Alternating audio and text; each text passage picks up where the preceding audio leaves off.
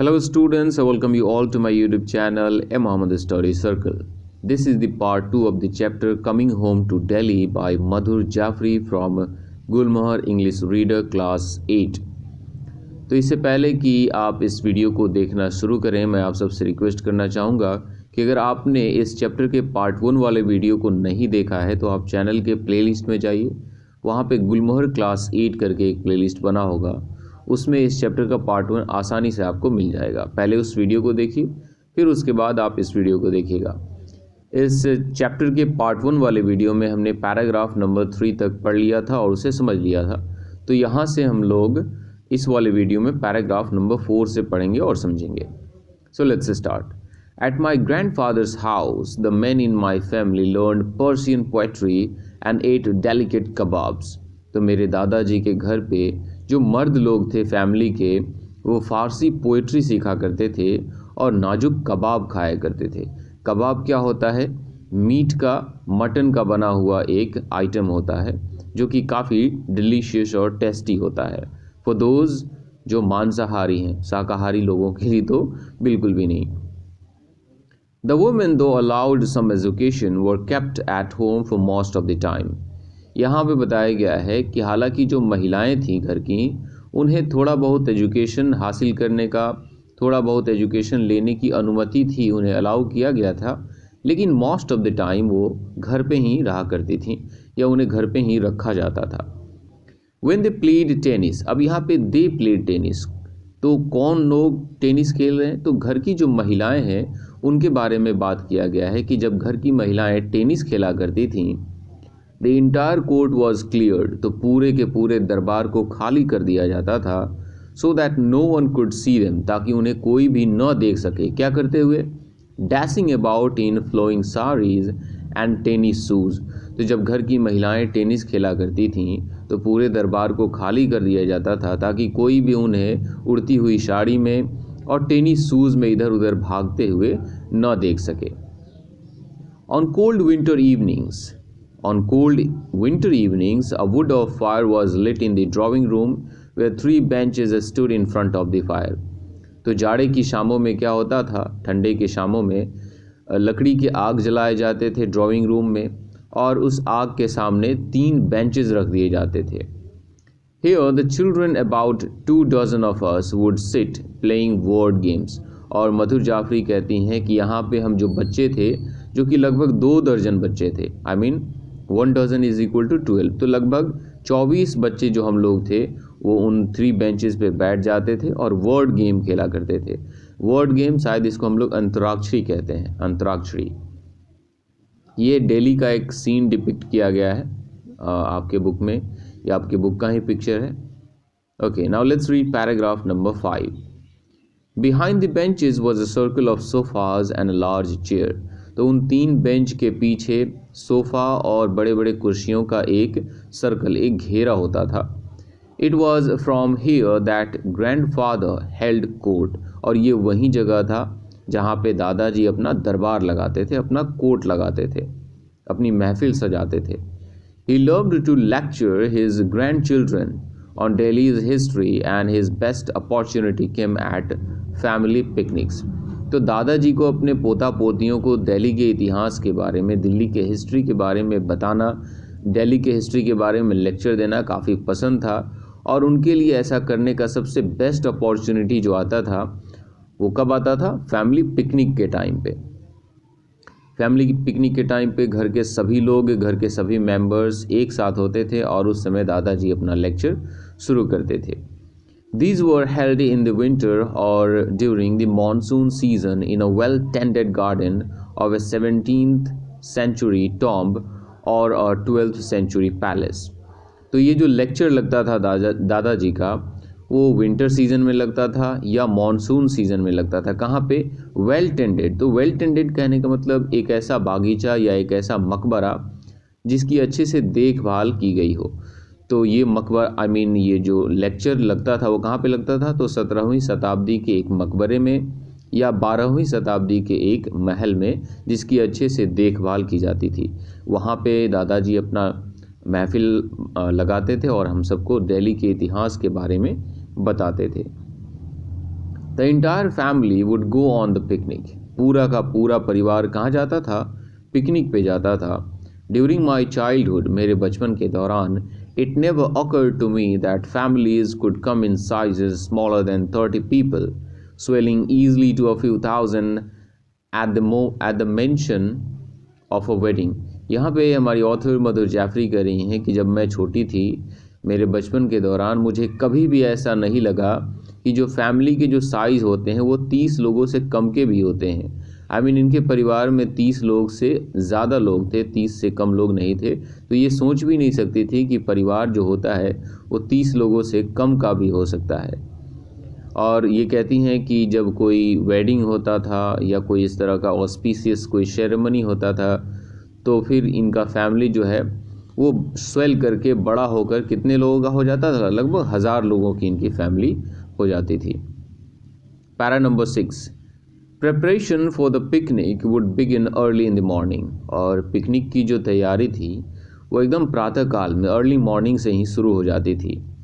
Potatoes in a hot tomato sauce, golden puris, warm moist meatballs and jars of pickles would be packed along with fruits in a large basket।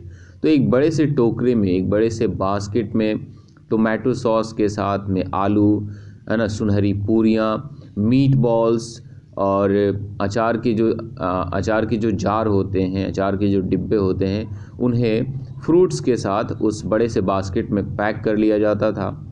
2 cars would stand ready gleaming in the sun। और धूप में चमचमाते हुए 2 कारें पहले से ही तैयार खड़ी होती थीं इन लोगों को ले जाने के लिए। The art of getting 30 people into 2 cars had long been mastered. अब यहाँ पे काफ़ी फ़नी बात बताई गई है कि सिर्फ 2 कार में 30 लोगों को बैठाने की कला में इन लोगों को काफ़ी लंबे समय से महारत हासिल थी। आप इमेजिन कर सकते हो कि 2 कार में 30 लोग कैसे आएंगे। It's a very tough work to do. The first layer consisted, अब यहाँ बताया गया है कि उन 2 कारों में 30 लोगों को बिठाया कैसे जाता था। The first layer consisted of short ladies and teenagers. तो कार का जो जो सबसे बैक वाला पोर्शन होता है, उसमें पहला जब लेयर बिछाया जाता है तो उसमें महिलाओं को रखा जाता है, और उस तरह की महिलाओं को रखा जाता है जो कि शॉर्ट होती हैं, जिनके हाइट थोड़े से कम होते हैं, और उनके साथ टीनेजर्स होते हैं। On their laps went the second layer consisting of 10 or 12 years old। और उन महिलाओं के और टीनेजर्स की गोद में उन बच्चों को बिठाया जाता है जो कि 10 से 12 साल के हैं। The third layer consisted of all those below the age of 10। और तीसरे लेयर में उन सभी लोगों को बिठाया जाता है जो कि 10 साल से कम के हैं। The tall man sat in the front seat. और जो परिवार के जो लंबे सदस्य हैं या वैसे मेंबर जो कि काफ़ी टॉल हैं, वो फ्रंट सीट पे बैठा करते थे। On their laps sat the 10 to 12 year olds holding the baskets and pots that could not be stuffed into the trunk. और इन लोगों के गोद में 10 से 12 साल के बच्चे बैठे होते हैं, उन टोकरों को, उन बास्केट्स को और पॉट्स को पकड़ करके, जिन्हें हम डिक्की में, ट्रंक में नहीं डाल पाते हैं। कार की जो डिक्की होती है उसको ट्रंक भी बोला जाता है।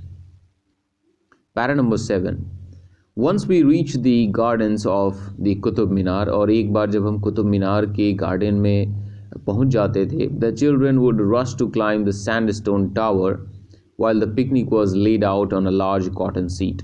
तो जितने भी बच्चे होते थे उस सैंडस्टोन टावर के ऊपर चढ़ने के लिए एक साथ दौड़ पड़ते थे, और उसी समय जो बाकी मेंबर्स होते थे फैमिली के, वो पिकनिक आइटम्स को निकाल करके एक बड़े से कॉटन सीट पे बिछा देते थे, जो फूड वो लोग घर से कैरी करके ले गए होते हैं उन्हें। Once we saw all the food laid out, जब एक बार हम लोग देख लेते थे ऊपर से कि पूरे फूड को उस कॉटन सीट पे बिछा दिया गया है, रख दिया गया है, we would thunder down the hundreds of steps jostling and competing to get there first. यहाँ पे इसको हम लोग जॉसलिंग पढ़ेंगे, इसको जो टी होता है उसको हम लोग साइलेंट लेकर चलते हैं, जॉस्टलिंग नहीं, जॉसलिंग पढ़ा जाता है, धक्का मुक्की करना। तो जब एक बार देखते थे कि सारे फूड पार्टिकल्स को, फूड आइटम को बाहर निकाल के रख दिया गया है, तो वहाँ पे सबसे पहले पहुँचने की प्रतिस्पर्धा में सबसे पहले पहुँचने के लिए हम लोग सैकड़ों कदम नीचे आते थे एक दूसरे को धक्का देते हुए। The foods and places of my childhood can still be found in Delhi. Delhi में मेरे बचपन के जो फूड हैं, बचपन में जो मैं फूड खाया करती थी या बचपन में जिस जगह पे मैं जाया करती थी, वो आज भी पाया जा सकता है, उन्हें देखा जा सकता है। Mornings still start in a haze of familiar smoke sent skyward by millions of stoves and cookers. Delhi में अभी भी जो मॉर्निंग है उसकी शुरुआत बिल्कुल उसी धुंध, उसी कोहरे के साथ होती है जो कि लाखों स्टोव्स और कुकर्स के द्वारा उसके धुआं के द्वारा ऊपर आसमान में भेजा गया होता है। तो मॉर्निंग में जो धुआं और धुंध दिखाई देता है वो किसका होता है? तो स्टोव से, कुकर से निकलने वाले जो वेपर होते हैं या जो स्मोक होते हैं जो कि आसमान की तरफ चले जाते हैं। अभी भी दिल्ली में अगर आप मॉर्निंग में जाओ तो इस तरह का नज़ारा आपको सुबह में देखने को मिलेगा। इन दोज अर्ली आवर्स, और उस शुरुआती मॉर्निंग में दिन के पहले पहर में ये जो धुंध हमें देखने को मिलता है, तो उस समय लोग आखिर क्या पकाते हैं ये बताया गया है। In those early hours potatoes and peas are combined with ginger, turmeric and green chillies. Basically यहाँ पे आलू और मटर की सब्जी को बनाते हुए बताया गया है कि लोग क्या करते हैं, पोटैटोज़ को और पीज़ को, आलू और मटर को मिला देते हैं, किसके साथ? अदरक के साथ और हल्दी के साथ और ग्रीन चिलीज़ के साथ, हरी मिर्च के साथ। Chapatis are cooked over hot fires. Chapati को गर्म आग पे पकाया जाता है, सेका जाता है।